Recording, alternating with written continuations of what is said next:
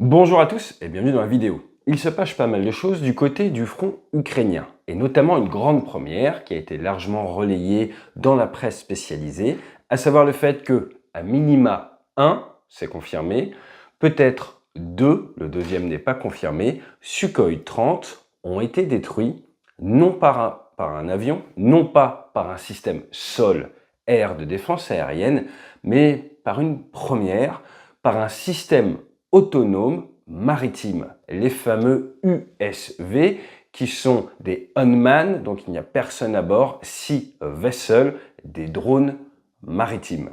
Comme vous le savez, la guerre entre l'Ukraine et la Russie est en train de tirer vers le haut la recherche technologique dans la dronisation du combat. Et depuis environ 6 mois, la guerre est lentement mais sûrement en train de changer de visage qui va sûrement marquer le reste des conflits pour les années à venir. Et si vous voulez mon avis dès l'introduction, pas que les conflits, également la criminalité. Alors ce que je vous propose dans cette vidéo, c'est de regarder comment un missile courte portée américain, le fameux Sidewinder, le serpent à sonnette, parce qu'il se déplace comme ça, a détruit un Sukhoi 30, nous avons les images, et d'après les renseignements ukrainiens, un deuxième, quasiment la même journée. Je suis en train de vous parler de vendredi 2 mai. Le premier équipage de Sukhoi 30 a réussi à s'éjecter, on reviendra dessus. La charge militaire est faible sur un AIM-9. Le deuxième n'aurait pas réussi à survivre à l'impact. Allez, on rentre dans le dur, juste après le jingle.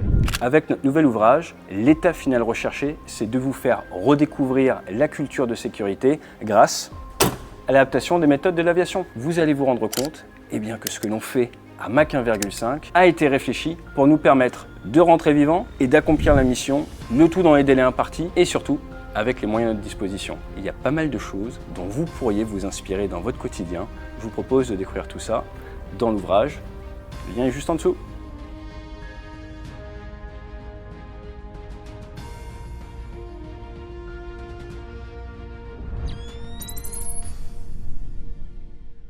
Alors, on pose un tout petit peu de contexte. Les USV Magura, vous les connaissez. Certains se sont même déjà échoués en territoire russe et ils ont été étudiés et pas mal de choses à fuiter sur la toile. Pour faire très simple, il s'agit d'une embarcation dronisée avec un contact satellite et ça permet à un téléopérateur à distance, en tout cas pour l'instant, de les opérer. On se doute bien qu'à terme, on aura peut-être certains téléopérés, d'autres qui feront un petit peu leur vie. À noter que la semaine dernière, la Marine nationale a dronisé un jet ski pour de son côté également pouvoir acquérir ce type de compétences et utiliser ce type d'armement, si vous voulez des sortes de systèmes maritimes sans humains à bord, de manière offensive. Le gros avantage de ce type de système, c'est du déni d'accès. Vous n'allez pas contrôler vraiment une zone grâce à ça, vous allez pouvoir faire du déni d'accès. Sauf si vous arrivez par le volume à la fois à l'utiliser pour faire du déni d'accès, et également pour faire du contrôle parce que vous les utilisez en protection de votre flotte normale. Donc à l'heure actuelle, on n'est pas encore là. Ce que l'on voit du côté de l'Ukraine, c'est du déni d'accès. Vous envoyez vos drones, ça vient empêcher les navires classiques de sortir, ça les laisse à la maison et en plus, ça peut attirer la chasse adverse pour essayer de les détruire.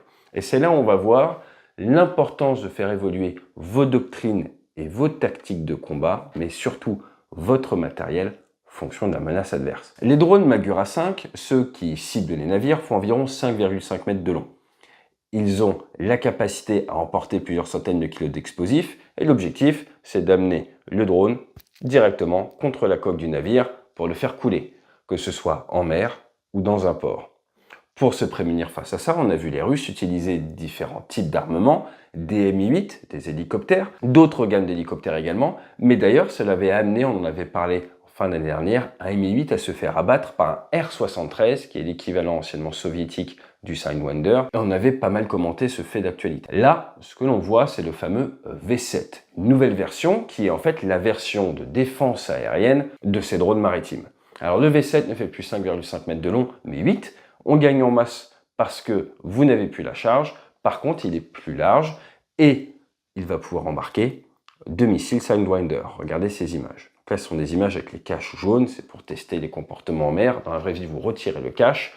Vous avez vos petits senseurs de vent qui sont des senseurs infrarouges qui vont chercher une source de chaleur sur une bande spécifique. Une fois qu'ils trouvent la source de chaleur, ils accrochent, vous tirez.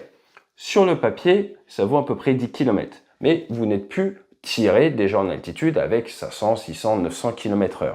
Donc ça va obliger votre drone à se rapprocher énormément de la menace aérienne. Et vous allez donc avoir une fenêtre de tir qui va être assez courte, un petit peu comme pour ce qu'on appelle les SATCP, les solaires très courte portée. Donc au niveau de la bulle d'engagement, je pense d'un point de vue pilote, il faut s'en méfier un petit peu comme si c'était du SATCP, pour faire très simple. Maintenant, la problématique pour les Russes est la suivante. Jusqu'à présent, ce qu'on a vu, c'est principalement qu'ils attaquent au canon, ils font des passes canons, comme pendant la Seconde Guerre mondiale ou même avant, face à ces drones de surface. S'ils n'ont aucune capacité pour vous tirer dessus, pas de souci. Si maintenant, vous avez ça dessus, effectivement, vous ne pouvez plus rentrer dans leur sphère d'engagement. Il va donc falloir rester à distance, ou stand-off, en bon français comme on dit dans l'OTAN. Alors, il y a toujours possibilité de rentrer. Et dans la marine, on s'entraînait beaucoup à aller taper des navires. Et je vous cache pas que j'ai passé des heures à faire des passes canons sur des frégates, que ce soit des frégates anglaises, des frégates françaises, américaines. On entraîne les artilleurs, on s'entraîne également. Mais ce qui est intéressant de voir, ce que ce 2 mai rappelle à tout le monde, bien au-delà de l'armée russe, bien au-delà de l'armée ukrainienne, eh bien c'est que de nos jours, vouloir attaquer avec un avion de chasse des cibles défendues par du SATCP en pleine mer, c'est clairement pas une bonne idée.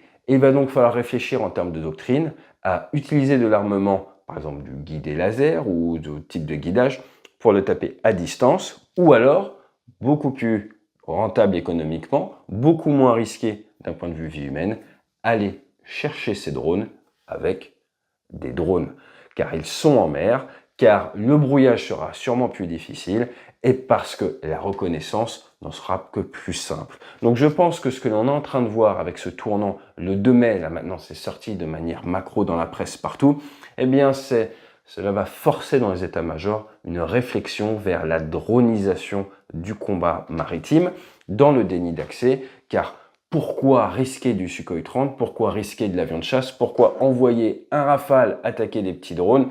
Le ROI, comme on aime bien dire dans le monde de l'industrie, le retour sur investissement est absolument catastrophique. Là où si vous pouvez déployer du drone d'attaque, eh bien drone d'attaque contre Magura V7 qui aura que 2 missiles, vous envoyez 3 drones d'attaque, normalement il y en a un qui passe.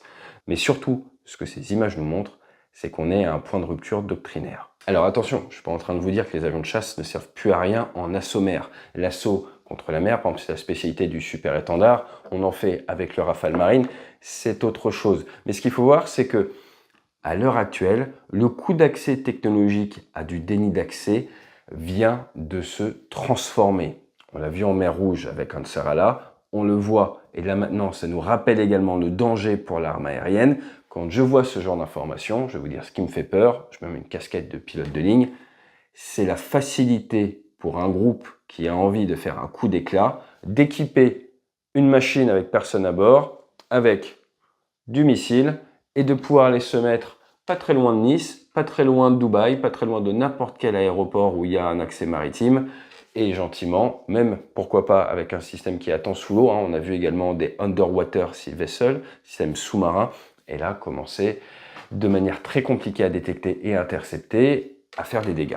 La guerre nous a apporté de très belles avancées technologiques, pensez l'IRM, mais ce que l'on voit avec la dronisation, c'est que là on est clairement en train de basculer vers une ère où le matériel actuellement utilisé au front, on le sait, dans 5 à 10 ans, ne sera plus réservé aux forces militaires, pourrait venir transformer les risques sécuritaires pour les nations.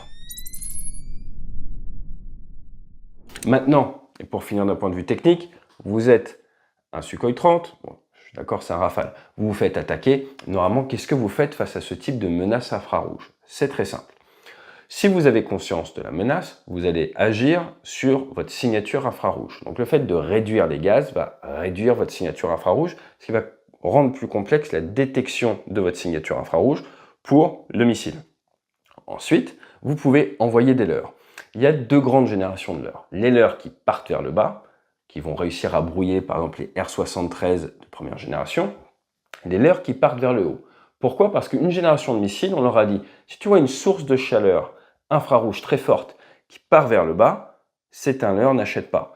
Et donc, c'est pour ça que les constructeurs d'avions, après, ont envoyé des leurres vers le haut.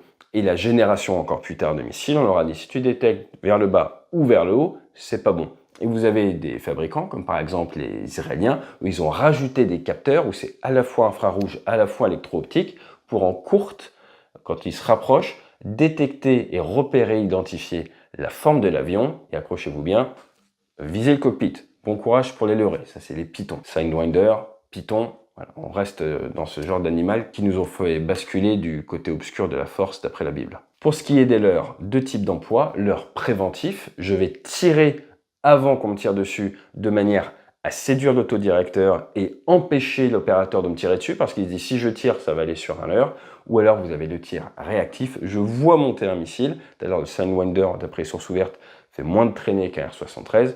Donc je vois monter le missile, je fais mon leurrage et je manœuvre en fonction de la menace, tout en réduisant les gaz, évidemment.